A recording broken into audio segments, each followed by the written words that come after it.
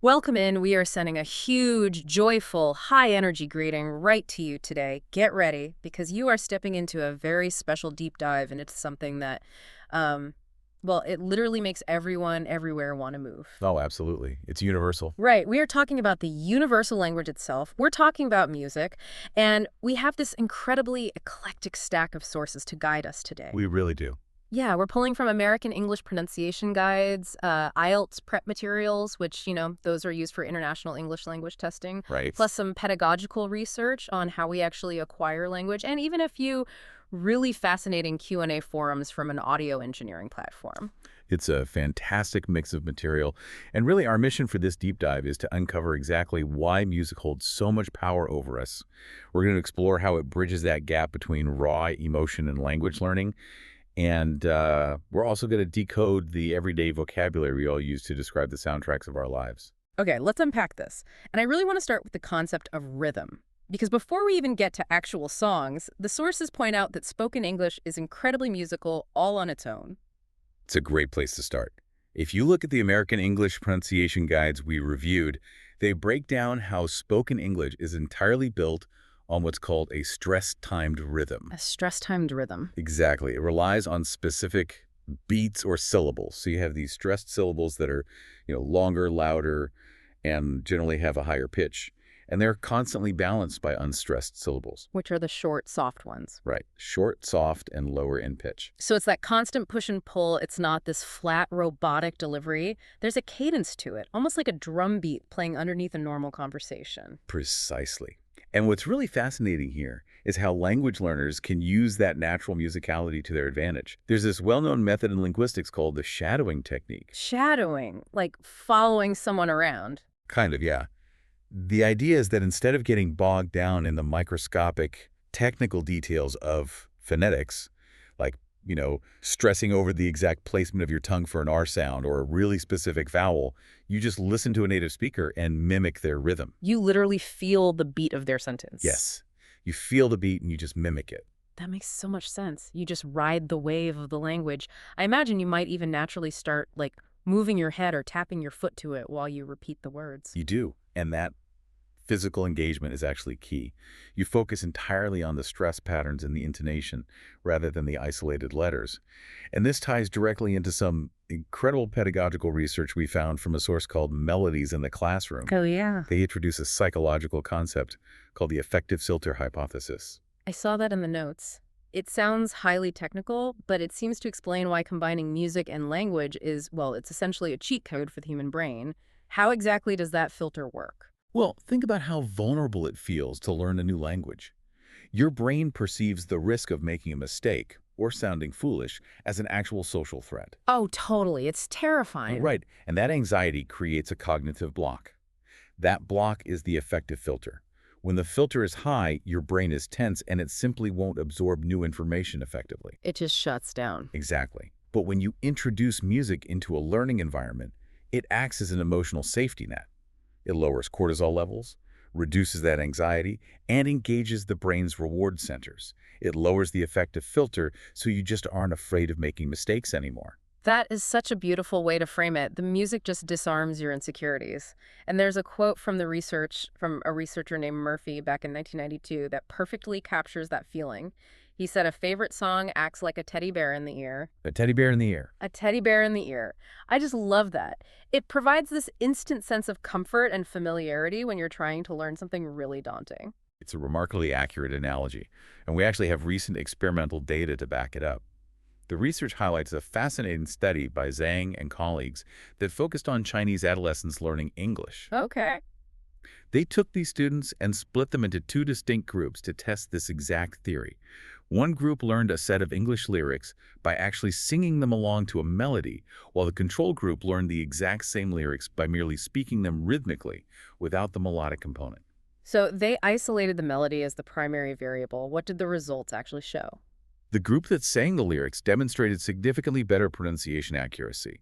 But the really impressive part was that they had vastly superior sentence-level intonation compared to the group that only spoke rhythmically. Wow. Yeah.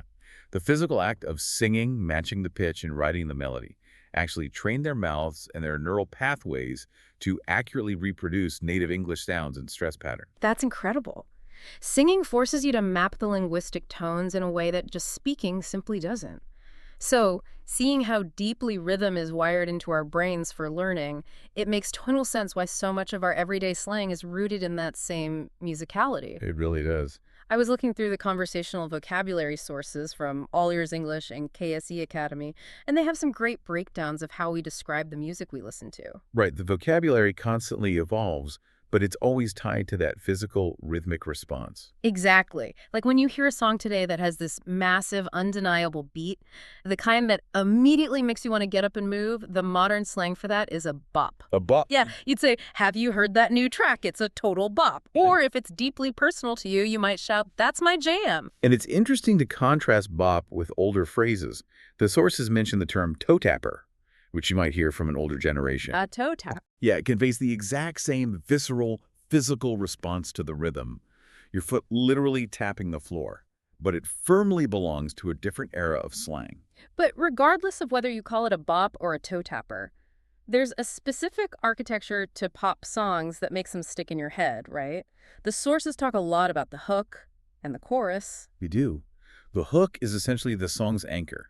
It's a short, incredibly catchy melodic phrase designed specifically to grab your attention. And the chorus, of course, is the repeating section, where the melody, the lyrics, and the underlying chord progression stay the exact same. Right. When a songwriter perfectly marries a strong hook with a memorable chorus, they create what psychologists and musicians call an earworm. Oh, the dreaded earworm. That tune that burrows so deep into your brain that you find yourself humming it at the grocery store 3 days later. Exactly. Yeah. It's actually related to a psychological phenomena where your brain gets stuck on an incomplete loop. The melody is so catchy that your mind just keeps playing it over and over, trying to resolve it. It's the mark of a highly effective, memorable piece of music. Okay, we've been moving at a pretty high tempo so far, but right now I actually want to deliberately slow our pacing down for a second. We are going to drop the beat down to a slow, steady rhythm. Okay, let's slow it down. Because there is one specific idiom in our sources that requires a really clear, nuanced breakdown. The phrase is, music to my ears. That is a great phrase to highlight. It's funny that we use the expression music to my ears when it actually has absolutely nothing to do with a melody or an actual song. Nothing at all. Right. It is an idiom purely about the psychology of relief.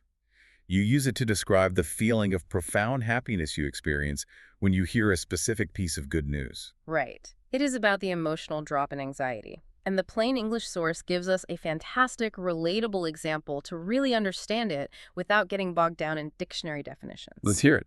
Imagine you are feeling incredibly stressed out because every health podcast and article tells you that you absolutely must get the recommended 7 to 9 hours of sleep every single night. A very common modern stressor. Exactly. But you work late, you have a long commute, and you just cannot do it. You are exhausted, and you are anxious about being exhausted. You feel like you're failing a basic health requirement. Exactly that. But then you go to the doctor, or you read a new piece of medical research and you hear a new piece of information. You learn that getting a consistent 6 hours of sleep, going to bed and waking up at the exact same time every day offers many of the exact same physiological benefits as getting 8 chaotic hours. Okay. Hearing that news, realizing that consistency matters just as much as duration, provides this massive wave of relief, that sudden drop in anxiety. That information is music to your ears. That is the perfect context for it. It completely detaches the idiom from the concept of actual sound and attaches it purely to the emotional relief of hearing exactly what you needed to hear. Beautifully put. All right, let's pick that tempo right back up. There are a few more musical idioms in the KSE Academy source that I'd love to bounce back and forth because they really show how deeply music permeates our daily lives. How about play it by ear? Play it by ear means doing something without a fixed plan. You're deciding your actions as the situation develops. It originates directly from musicians who play a song just by listening to it and improvising, rather than reading the sheet music. So if your weekend plans are up in the air, you just play it by ear. Love that one. Next, strike a chord. This one is all about resonance. If something strikes a chord, it creates a deep emotional response within you. You might hear a stranger tell a story about their childhood, and because it's so similar to your own experience, it resonates with you personally. It strikes a chord. That physical vibration of emotion. Okay, last one. sounding like a broken record. That's used when someone is repeating the exact same point or complaint over and over again. It's a visual and auditory reference to an old vinyl record where the needle gets physically stuck in a scratched groove, causing the same 2 seconds of audio to loop endlessly. It's so interesting how all these phrases are anchored in emotion and memory. And that brings us to a huge point in our sources. Why does music generate so much of our language? The All Ears English source makes a compelling case that music is fundamentally tied to our episodic memory.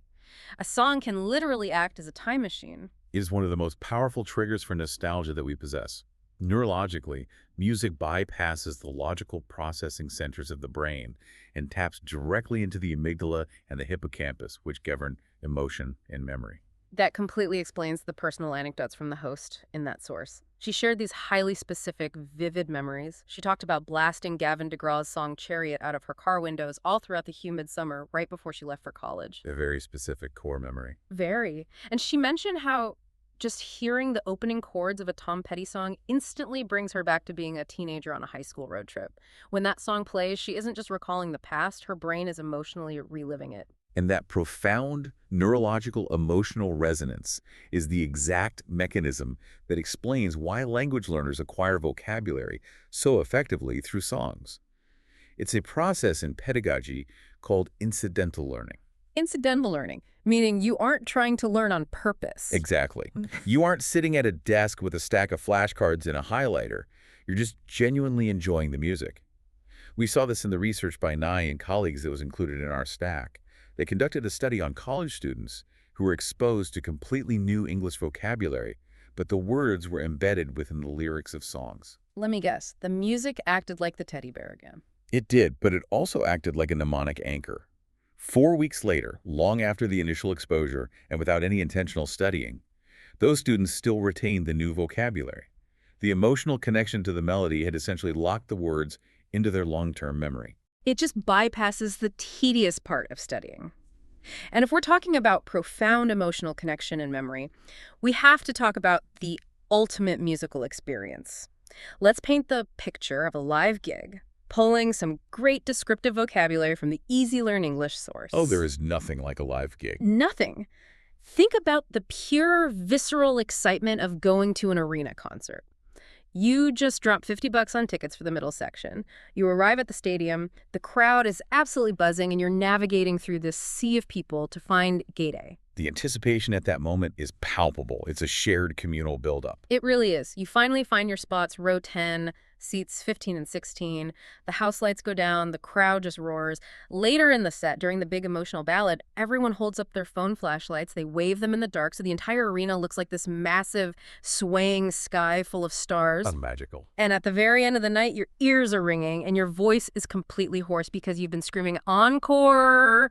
Encore!" with thousands of strangers. It is a vastly different aesthetic and sensory experience compared to listening to an album in your living room. And there's a fascinating breakdown from UMU, which is a platform focusing on audio engineering education, that provides a brilliant analytical contrast between that raw live energy and the calculated polish of a studio recording. But isn't a studio recording technically better since they can fix any mistakes? What are we actually losing when we strip away that polish? It's a great question, and it's really a trade-off between perfection and vitality. A recorded track offers a highly controlled, almost sterile environment. In a studio, audio engineers use digital signal processing to manipulate sound waves with incredible precision. Right, they can tweak everything. They can isolate every single instrument. They use compression to balance the louds and softs, and EQ to carve out specific frequencies so the bass doesn't muddle the vocals. They multi-track, mix, and master the song to achieve this crisp, pristine clarity. You can hear intricate, subtle layers of sound in a studio recording that would simply be swallowed up in an arena. So the studio is like a laboratory designed to showcase the absolute flawless strengths of the musician. Exactly. But a live performance is a living organism. It is defined by unpredictable elements. You are dealing with raw acoustics that bounce off concrete stadium walls and metal bleachers. The tempo might rush because the drummer is full of adrenaline. Yeah, you feel the energy. And crucially, you are dealing with these spontaneous, unpredictable reactions of a massive crowd. Live music isn't about pristine acoustic clarity. It's about a shared, visceral transfer of energy between the stage and the audience. And the absolute perfect example of that shared human energy comes from the IELTS prep source we reviewed. There's this incredible story in there about a live gig that really captures what you're talking about. It features a storyteller talking about seeing Bruce Springsteen, universally known as the boss. Oh, he and the E Street Band are famous for having some of the most dynamic live shows in history. Exactly. So the storyteller is at the Cardiff Arms Park Rugby Stadium. It's an outdoor venue, massive, echoing, packed with people. And the emotional peak of the entire concert happens when the band is performing the classic song, The River. Like a great track. Yeah. They're playing, the crowd is into it, and then right at the climax of the song, the band does something incredible. They stop playing entirely. Complete instrumental silence from the stage. That takes an immense amount of trust in your audience. It does. And Bruce Springsteen just steps back and lets the audience take over. He leads thousands and thousands of people in singing the chorus over and over again into what the storyteller described as a magical suspended silence in that massive stadium. Just voices in the night air. That is an extraordinary moment to witness. And when the chorus finally ended, the applause just erupted and went on forever. It gives you goosebumps just thinking about it because you can't engineer that in a studio. You can't put a compressor on a crowd of thousands singing in unison. If we connect this to the bigger picture, that story perfectly encapsulates why music is universally understood, even across language barriers. It isn't just about the mathematical arrangement of notes, and it isn't even just about the lyrics. It is about that shared, communal human experience of feeling something together at the exact same time. It really is. What an amazing journey we've been on today. Let's do a quick recap for you, our listener, before we wrap up. We kick things off by learning how to use the shadowing technique, feeling the natural drumbeat rhythm of spoken English to bypass the anxiety of learning. We dove into the psychology of the effective filter hypothesis, discovering how a favorite melody acts as a comforting teddy bear for our brains. We slowed down to unpack the emotional relief hidden inside idioms like music to my ears. And finally, we explored the beautifully contrasting worlds, the engineered, flawless precision of a studio track versus the unpredictable electric magic of a live gig. It has been a deeply comprehensive look at the intersection of sound, memory, and language. So, here is our call to action for you. The next time you put on your headphones and blast an upbeat track, a real bop, pay close attention, notice the verse, notice the hook in the chorus, feel the beat, and realize that the rhythm might actually be teaching your brain something entirely new, locking vocabulary into your memory without you even realizing it. And this raises an important question, something provocative for you to mull over after we sign off. We discussed the calculated perfection of the recording studio and the raw unpredictability of the live concert. But our engineering sources also touch on the rapid rise of technology in live settings. Right, the AI stuff. Exactly. There are now AI live music enhancers that can analyze a band's performance in real time. Imagine if this technology becomes so incredibly advanced that it can instantly EQ, balance, and master the sound levels of a massive echoing arena on the fly. Wow. If a live concert eventually sounds exactly as flawless, crisp, and rigidly controlled as a studio recording, do we risk losing that unpredictable, raw, slightly out-of-tune human magic that makes live music so emotionally powerful in the first place? Oh, wow. That is a wild thought to leave on. Does achieving perfection actually destroy the human connection? Thank you so much for joining us on this deep dive today. Keep listening, keep learning, and keep finding the rhythm in everything you do. Catch you next time.